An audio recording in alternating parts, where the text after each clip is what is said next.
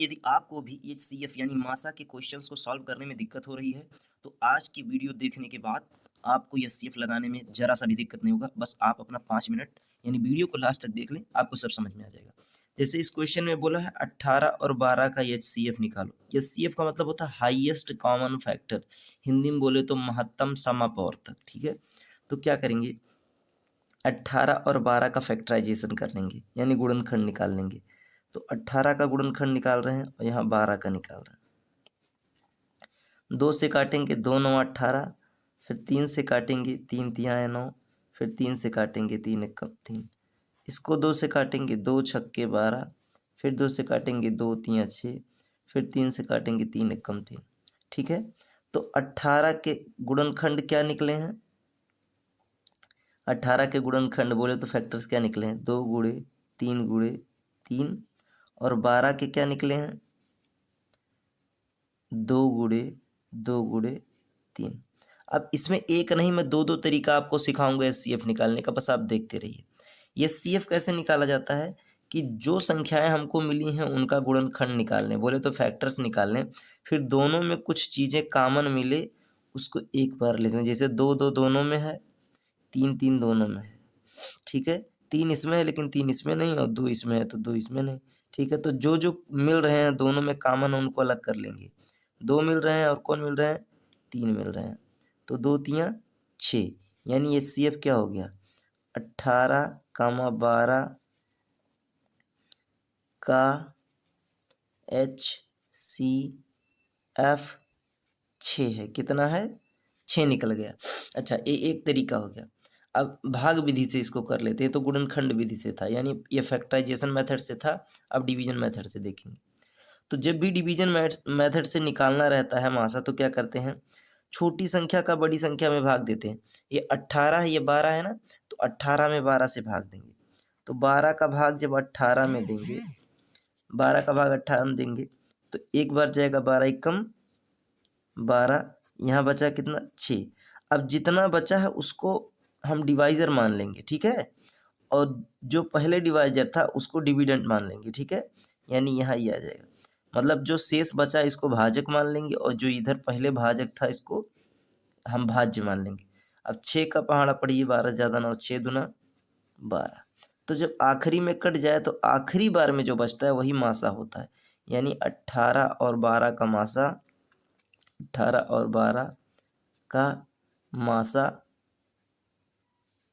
6 है। कितना है, 6 है। ठीक है, एक और तीसरा तरीका भी है, देखिए समझने की कोशिश करिएगा। तीसरा तरीका क्या है, तीसरा तरीका ये है, 18 और 12 के सभी मल्टीपल लिख लीजिए, और अभी मैं समझा दे रहा हूँ ये सीएफ होता क्या है, इसलिए ये तरीका बता रहा हूँ।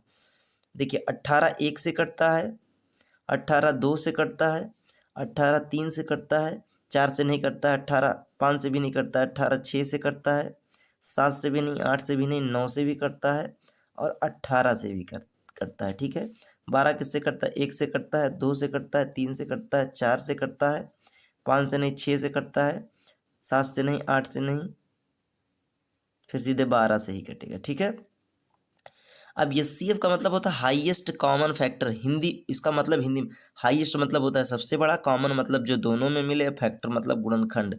तो इन दोनों में सबसे बड़ा मिलने वाला गुणनखंड कौन है, एक एक मिल रहा है लेकिन ये सबसे बड़ा नहीं है, 2 2 भी मिल रहा है ये भी सबसे बड़ा नहीं है, 3 3 भी मिल रहा है ये भी सबसे बड़ा नहीं है।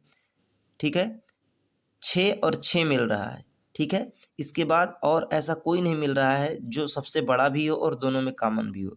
तो इसका मतलब 18 और 12 में सबसे हाईएस्ट कॉमन फैक्टर क्या है, जो दोनों में कॉमन हो और सबसे बड़ा हो, तो वो केवल 6 है। तो इसका आंसर क्या आ जाएगा, 6 हो जाएगा, सीधे तौर पे इसका आंसर 6 हो जाएगा। तो ये मैं आपको समझाने के लिए बताया हूँ, लेकिन अब हमेशा तो जैसे आपको बड़ा बड़ा सवाल मिल जाए 240 350, इसका मासा बोले तो कितना उसका फैक्टर करते जाएंगे, तब वहाँ ये तरीका या ये तरीका निकालेंगे। मेरे हिसाब से ये तरीका सबसे बेस्ट तरीका है। आप इसी को हमेशा हल करेंगे जब तक आपके क्वेश्चन में कहा ना जाए कि फैक्टराइजेशन मेथड से सॉल्व करिए। ठीक है, अगर बोल दिया फैक्टराइजेशन मेथड से तो उसको उससे सॉल्व करेंगे, नहीं तो डिवीजन मेथड से सॉल्व करेंगे। चलिए एक और क्वेश्चन ले लेते हैं समझने के लिए।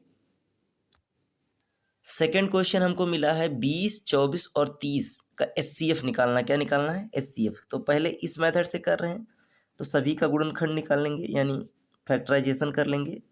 देखिए 2 से काटेंगे, 2 दहाई 20, फिर 2 से काटेंगे, 2 पंचे 10, फिर 5 से काट देंगे, 5 एकम 5। इसको 2 से काटेंगे, 2 एकम 2, 2 दूना 4, 12 बच जाएगा। फिर 2 छक्के 12, फिर 2 तियाँ 6, फिर 3 एकम 3। इसको भी 2 से काटेंगे, ठीक है। 2 से काटेंगे 15 हो जाएगा। फिर 2 से काटेंगे, सॉरी 2 से नहीं कटेगा, 3 से कटेगा, 3 पचे 15 और 5 एकम 5, ठीक है। अब क्या होगा, 20 का फैक्टराइजेशन लिख देंगे। 20 का गुणनखंड क्या निकला है, 2 गुणे 2 गुणे 5। 24 का क्या निकला है, 2 गुणे 2 गुणे 2 गुणे 3। और 30 का क्या निकला है, 2 गुणे 3 गुणे 5। अब देखना क्या है, ये फैक्टराइजेशन मेथड से इसमें देखना कि कौन सी संख्याएं हैं जो तीनों में मिल रही हैं। तो देखिए 2 2 2 ये तीनों में मिल रहा है, ठीक है। इसमें 2 है, इसमें 2 है, लेकिन इसमें 2 नहीं, इसका मतलब ये दोनों तो बेकार है। ये दोनों, ये भी बेकार है क्योंकि ये 2 यहाँ पर है लेकिन यहाँ है, लेकिन यहाँ नहीं है। 5 इसमें है, 5 इसमें है लेकिन इसमें नहीं। 3 इसमें है, 3 इसमें है लेकिन इसमें नहीं। इसका मतलब तीनों में केवल 2 मिल रहा है कॉमन। क्या मिल रहा है कॉमन, 2 कॉमन मिल रहा है। तो 2 ही क्या होगा, HCF क्या हो जाएगा, HCF 2 ही हो जाएगा, ठीक है। 2 ही HCF हो जाएगा। अच्छा, अब ये तो हमारा हो गया गुणनखंड विधि से, बोले तो फैक्टराइजेशन मेथड से। और डिवीजन मेथड से करते हैं और समझने की कोशिश करते हैं, ठीक है। तो सबसे पहले बोला था कि छोटी संख्या से बड़ी संख्या में भाग देंगे।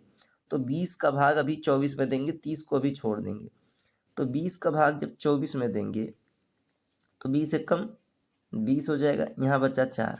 अब 4 का भाग इस वाले 20 में देंगे जिससे भाग दिए थे शुरू में, 4 पंचे 20, कट गया। अब ये जो 4 हमारा कट गया, कटने के बाद तो अभी एक संख्या और पड़ा है, तो 30 में अब 4 से भाग देंगे।